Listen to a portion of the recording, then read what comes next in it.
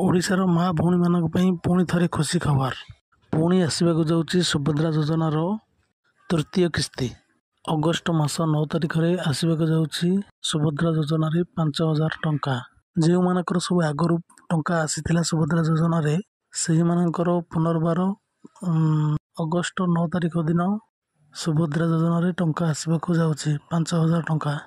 ମା ଭଉଣୀମାନଙ୍କୁ ମୁଁ ଗୋଟିଏ କଥା କହିବାକୁ ଯାଉଛି, ଯଦି ଆପଣମାନେ ନିଜର ବ୍ୟାଙ୍କ ଆକାଉଣ୍ଟ ଚେଞ୍ଜ କରିଛନ୍ତି ବା ଏବେ ନୂଆ ଆକାଉଣ୍ଟରେ ନିଜର ସୁଭଦ୍ରା ରାଶି ପାଇବାକୁ ଚାହୁଁଛନ୍ତି, ତାହେଲେ ଯେଉଁ ଆକାଉଣ୍ଟରେ ପଇସା ପାଇବାକୁ ଚାହୁଁଛନ୍ତି ସେହି ଆକାଉଣ୍ଟରେ ଆଧାର ଡେବିଟ୍ ଏନେବୁଲ୍ କରି ରଖନ୍ତୁ।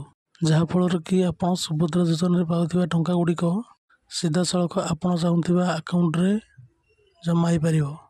ଏହାକୁ ଅଗଷ୍ଟ 8 ତାରିଖ ଭିତରେ କମ୍ପ୍ଲିଟ୍ କରିବାକୁ ଚେଷ୍ଟା କରନ୍ତୁ। ଧନ୍ୟବାଦ।